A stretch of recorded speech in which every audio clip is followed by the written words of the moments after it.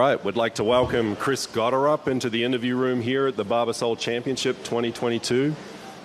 Chris, you're here via a great finish last week at the John Deere Classic. I think your top 5, top 10 finish gets you into this tournament. You've had a stellar college career at first Rutgers and then OU. You just won the Haskins Award and the Nicholas Award. What's that transition been like from college to the PGA Tour? You've played like, I think, 4 tournaments as a professional. Yeah, it's been crazy so far. I haven't really.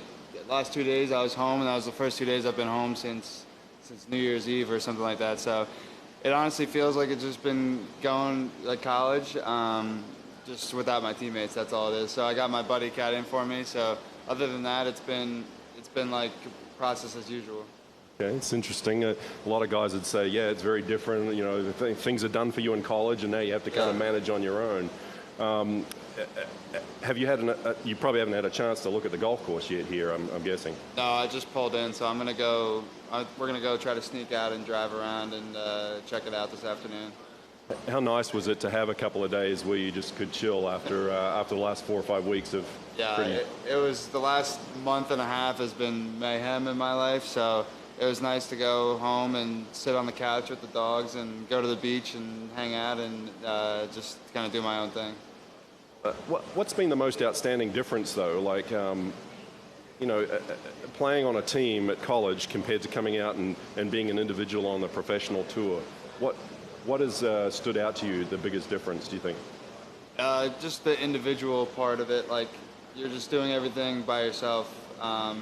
So you either got to figure it out on your own, or you're gonna get stuck out here just in a constant loop of, being frustrated or whatnot. So I've just been working really hard on, trying to find good time usage on the range and stuff like that, and just trying to use my time properly, because once you get to Thursday, there's not much of it. Right. Has the transition been a little surprising for you with the success you've had, or have you kind of anticipated or expected that to happen pretty quickly? I would have thought my game would have translated pretty well to pro golf. Not that it's, golf's golf, but I just think that, my style of play fits kind of the PGA Tour pretty well. So, I don't want to say I was expected to come out here and, come top 5 in the first couple of weeks, but I was expecting to, play well at some point, and I'm happy to be in the position I am right now, and hopefully can keep it going. Okay, if we have any questions, just raise your hand and we'll get you a microphone. We've got one right here. Yep, go ahead, sir. Yeah, Chris, just wonder, have you played any golf at Kentucky before, and just kind of what do you think of this area? I've only driven through Kentucky, so this is my first time being here, so I'm excited to tee it up, and I've heard great things, so hopefully it's not a gazillion degrees this week, but it'll be fun for sure. Anything else for Chris? How was your overall experience for the first time being down here? What was that again? How was your overall experience for your first time being at this golf course? I've been here for about 15 minutes, so I can't answer that question too well right now, but I'll get back to you at some point. This is a big opportunity this week. I just want to give an example. Like Seamus Power won last year.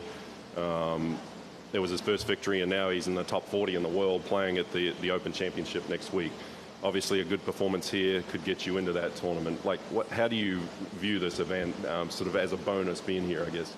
For me, in the position I'm in right now, each week that I'm playing, whether it's Barbasol or whether it's, the biggest event I can play in at the moment, they're all massive opportunities for me to, kind of keep climbing the ladder a little bit. And obviously, like you said, Seamus goes and wins, and he skyrockets to where he is now. So, I think it's the same for every other person that's playing this week. It's a life-changing opportunity to play, and it's just every week. Like last week was a huge moment for me in my career. So I think each week, as long as I can keep building on something, it'll be meaningful.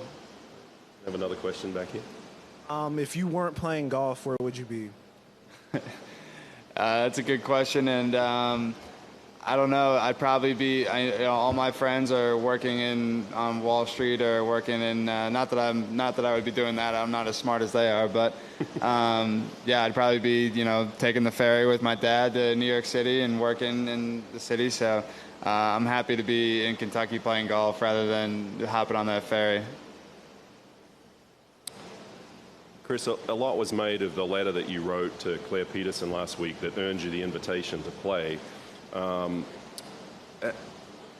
Have you written other letters? What's your sort of plan going forward? Have you received any other invites coming up? Or? Yeah. So when I went through that process, I wrote letters to all the events that I knew I had a chance to play in schedule wise. So I just wrote what I thought would be helpful to them to get to know me, and how I know that their event could help me out as well. So yeah, I wrote all that, and I've written follow-up letters to the events that are coming up after this as well, and yeah, I just kind of keep sticking my name out there, and obviously if you play well, it helps as well. But yeah, I've just been trying to keep my name in the mix for sure. Go ahead, Peggy.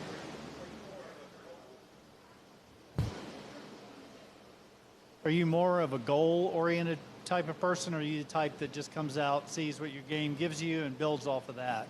Yeah, in other words, you coming out with expectations, or with this being kind of new ground for you, you just kind of waiting to see how it all shakes out? Yeah, I mean, I don't think I'm big in the expectations area, because I struggle with, if that's all I'm thinking about, then I'm not focused on what I got to do day-to-day basis-wise. So I try not to put too much on my plate, honestly. I'll just, showing up today, I'm just going to go hang out and hit a couple balls and check out the course and get after it tomorrow. So, yeah, I try not to think too far ahead of what could be happening. And just finally, you said this is your first trip to Kentucky, or first time you played golf here.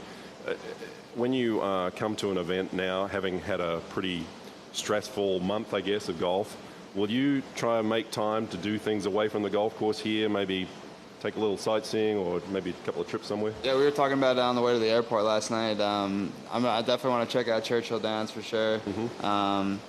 And I have some friends that went to Kentucky as well, so I'm going to try to check that out. And obviously golf comes first, but I'm going to try to kill some time checking out some areas, because you never know if you're going to come back here or whatever. So I want to check that out while I can. Absolutely. Well, we appreciate your time, Chris, and good luck this week. Thank you. Thank you.